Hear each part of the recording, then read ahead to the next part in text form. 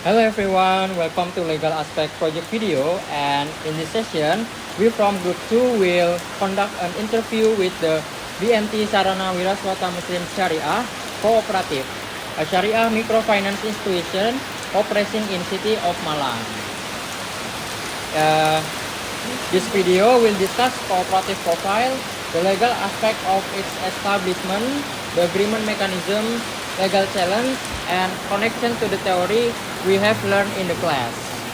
Hopefully, this video can provide a realistic picture of how a business entity operates in accordance with applicable laws.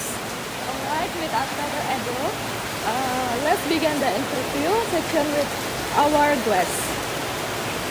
Assalamualaikum warahmatullahi wabarakatuh. Terima kasih kepada Bapak Ibu yang sudah berkenan menerima kami. Jadi kami akan menanyakan beberapa pertanyaan mengenai koperasi tempat Bapak bekerja. Oh iya.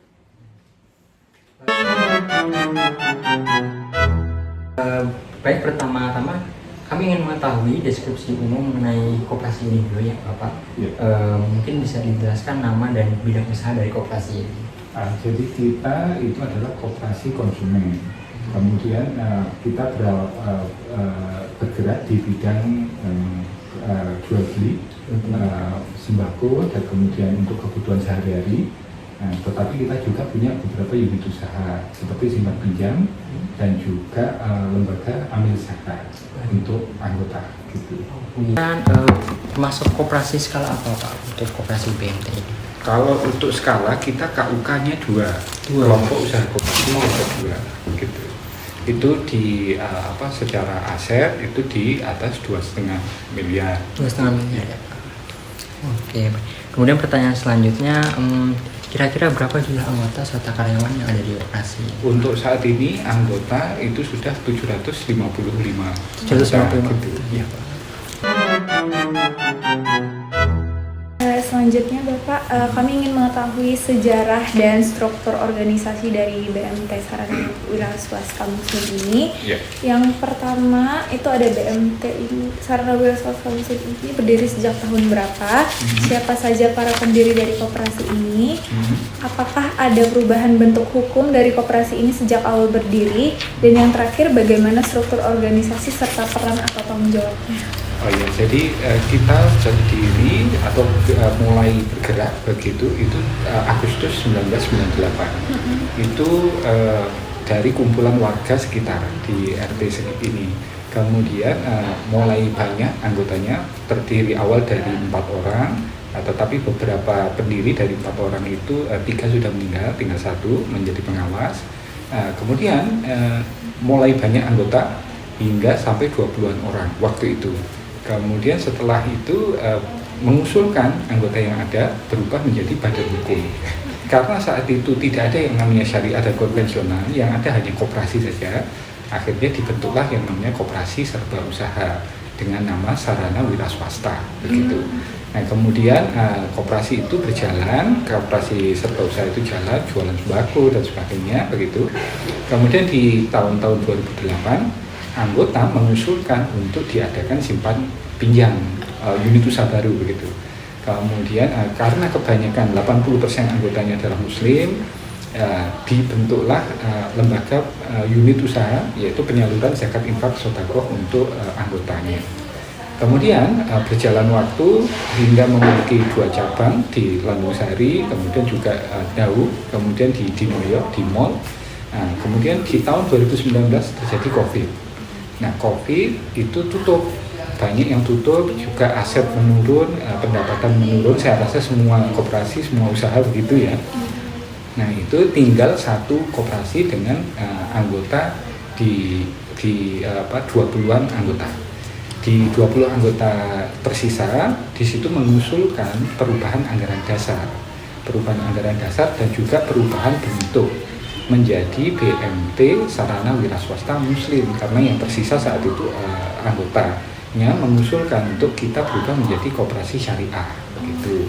Nah, kemudian di 2021 sudah memperoleh secara legal formal juga. Nah, kemudian sampai 2021 anggotanya 28, di tahun 2024 ini 755 begitu. Berikutnya Bapak, kami akan bertanyakan tentang kegiatan usaha koperasi. Apa saja jenis kegiatan utama dari BMT Sarana Wira Swasta Muslim? Misalnya seperti pinjaman, toko koperasi atau jasa lainnya. Kita memiliki 3 unit. Pertama unit usaha, kemudian ada unit simpan pinjam, kemudian yang terakhir adalah unit lembaga zakat, amil zakat gitu ya. Yang unit usaha itu kita memiliki yang sebelah ini minimarket kecil, kemudian di belakang kantor kita ini dijadikan kos-kosan 20 kamar. Kemudian kita juga memiliki unit online gitu ya, kita jualan produk online. Kemudian kita juga memiliki aplikasi membayar begitu, namanya Dompet BMT, ada di Google Play. Nah itu sama seperti GoPay, Dana, OVO dan sebagainya seperti itu. Itu usaha yang kita lakukan. Dari mana sumber permodalan berasal? Sumber permodalan itu berasal dari 3. Yang pertama simpanan pokok, itu uang pendaftarannya begitu. Kemudian simpanan wajib itu semacam saham begitu, iuran yang dibayarkan setiap bulan minimal Rp5.000, maksimal 5 juta. Jadi bebas anggota menyertakan berapa gitu. Terus kemudian yang ketiga itu adalah dari modal hibah dan macam-macam begitu, seperti ada modal khusus dan sebagainya. Untuk selanjutnya izinkan saya bertanya Pak, Ya. Terkait dengan aspek hukum pendirian koperasi ini, Ya. Apakah terdapat dokumen legal yang dimiliki oleh koperasi? Ya, jadi untuk dinyatakan legal itu ada minimal 4. Yang pertama memiliki NPWP atas nama koperasi, memiliki rekening atas nama koperasi, kemudian memiliki NIK, nomor induk koperasi, kemudian yang ketiga memiliki NIB, nomor induk berusaha yang terbaru. Seperti itu ya. Dan bagaimana Pak proses administrasi legal yang dilakukan setiap tahunnya oleh koperasi ini? Sejak tahun 2020 itu kan perubahan anggaran dasar.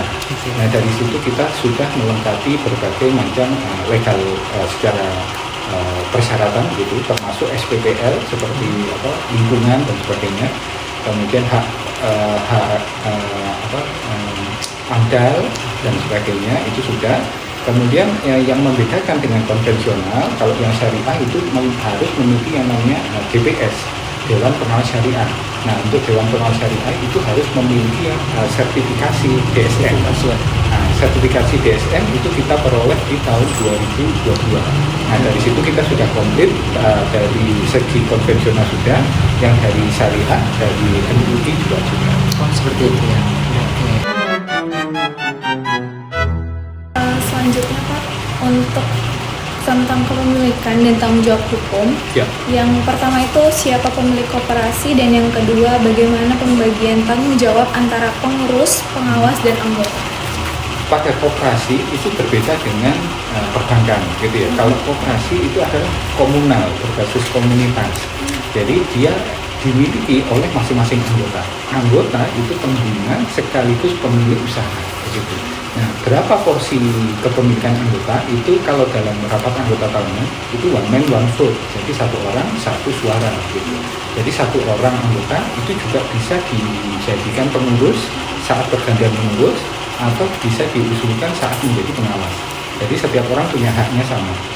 Yang membedakan hanya dari berapa modal yang dia setor. Begitu saja. Kami juga ingin mengetahui bagaimana koperasi mengatur kerjasama dengan hubungan itu.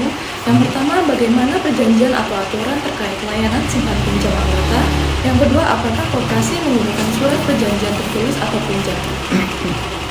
Untuk pembiayaan kita menggunakan akad. Nah, akad-akad itu kita sesuaikan dengan peraturan yang ada di DSN MUI. Kita sudah ada template-nya begitu. Kemudian untuk pembiayaan syaratnya adalah jadi anggota dulu. Jadi kalau di luar anggota itu tidak bisa mengajukan pembiayaan. Jadi misalkan ada orang datang kemudian tiba-tiba mau mengajukan pembiayaan, tidak bisa. Syaratnya adalah jadi anggota dulu, kemudian membayar keanggotaan minimal 3 bulan, baru dia bisa mengajukan pembiayaan tersebut. Itu yang membedakan antara koperasi dengan perbankan, gitu ya. Iya. Berbasis komunal tadi, keanggotaan. Dan selanjutnya dalam perjalanan koperasi ini tentunya pasti banyak tantangan ya Pak.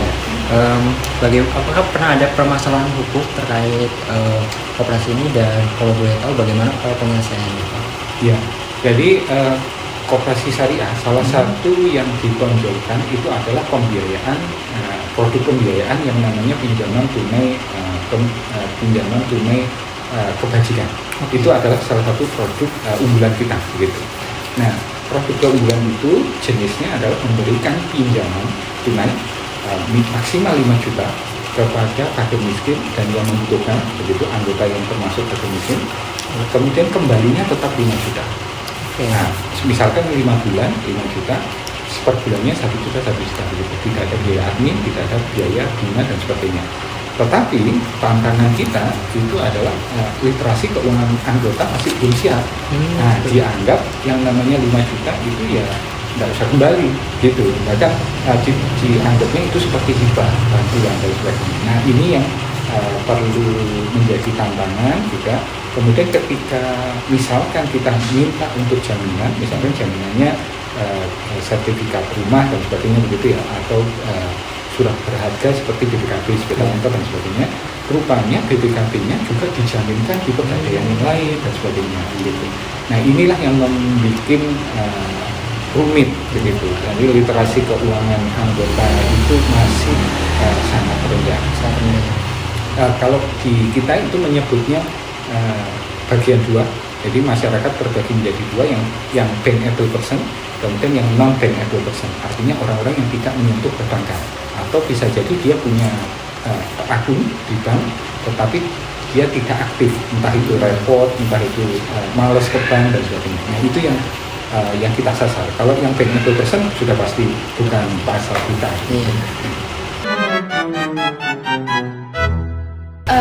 Terakhir Pak, Ya. setelah kami melakukan observasi dalam praktiknya, bagaimana Bapak melihat bahwa pengelolaan koperasi ini berkaitan dengan teori yang kami pelajari di kelas, seperti teori badan usaha, perjanjian, tanggung jawab hukum, serta prinsip tata kelola koperasi? Diulang lagi apa? Setelah kami melakukan observasi, Yang itunya tadi ada apa? seperti teori badan usaha, Teori badan usaha, perjanjian, oke. tanggung jawab hukum, serta prinsip tata kelola koperasi. Nah, ini masalah badan usaha. Jadi koperasi itu masih dianggap seperti kita berbeda ya. Jadi koperasi itu ada 2 jenis. Yang pertama closed loop dan open loop. Closed loop itu adalah koperasi tertutup. Misalkan mungkin mbaknya pernah lihat koperasi sekolah, koperasi kampus dan sebagainya. Jadi koperasi yang harus jadi anggota sekolah itu misalnya. Jadi kalau misalnya ada mahasiswa lain atau siswa lain jadi anggota situ nggak bisa. Gitu. Itu berada di tanggung jawabnya Dinas Koperasi dan Kementerian UKM. Nah, kalau yang terbuka ini, yang open loop, itu dia, yaitu tadi, misalkan ada orang datang, kemudian saya mau simpanan di sini, buka simpanan dan sebagainya, itu bisa langsung seperti perbankan pada umumnya, itu di bawah OJK. Nah, jadi ini berbeda. Yang satu di bawahnya Kementerian Koperasi, yang satu di bawah OJK. Nah, ini berbeda. Kalau kita di BMT sini, itu adalah anggotanya kebanyakan UMKM. Nah, dia masuk ke closed loop. Nah, dia berada di bawahnya Kementerian Koperasi dan UMKM gitu. Nah, kita menganut legal itu sesuai yang ada di Kementerian Koperasi. Jadi kita berada di bawahnya Kementerian Koperasi. Kalau di Kota Malang kita masuk ke Dinas Koperasi Kota Malang, kemudian kita masuk ke closed loop, kemudian kita harus menjadi keanggotaan dulu sebelum melaksanakan pembiayaan simpanan dan sebagainya. Jadi harus member dulu begitu. Nah, baru bisa anggota itu mendapatkan manfaat dan sebagainya, seperti simpanan, pembiayaan, kemudian hasil investasinya berapa gitu. Kemudian di koperasi kita itu juga menganut legal formal yang ada di sesuai PSAK begitu ya. Kalau di akuntansi itu secara keuangan kan ada SAK gitu. Iya. Nah, kalau kita itu menganut PSAK, itu yang sistemnya yang akuntansi syariah, PSAK 401 sampai 410 gitu ya Pak, sampai 410. Jadi akad-akadnya berbeda. Kemudian kita juga memakai SAK EP, entitas privat gitu ya, karena kan kita kan closed loop ya, tertutup, artinya data itu tidak terbuka untuk umum, bukan PT gitu, bukan untuk yang terbuka, jadi entitas privat. Kemudian untuk yang syariah itu ada 8 laporan keuangan. Nah, kita menerapkan itu. Kalau yang umum itu kan ada 5. Kalau dulu kan kita kenalnya itu kan neraca, laba rugi dan sebagainya. Kalau di kita di koperasi ini itu laporan posisi keuangan, laporan perhitungan hasil usaha, ekuitas, arus kas, rekonsiliasi pendapatan, kemudian arus kas mungkin ya. Kemudian ada dana kebajikan, dana zakat, infak, sedekah, dan juga terakhir catatan atas laporan keuangan. Nah, kita mengajunya yang ke situ. Berbeda dengan SAK. Terima kasih Bapak narasumber atas wawancara dan penjelasannya. Ya, semoga ini dapat memberikan pemahaman mengenai aspek hukum dalam operasional koperasi syariah. Oh iya, terima kasih. Terima kasih banyak Pak, sampai jumpa di kesempatan berikutnya. Oh iya. Wassalamualaikum warahmatullahi wabarakatuh. Waalaikumsalam.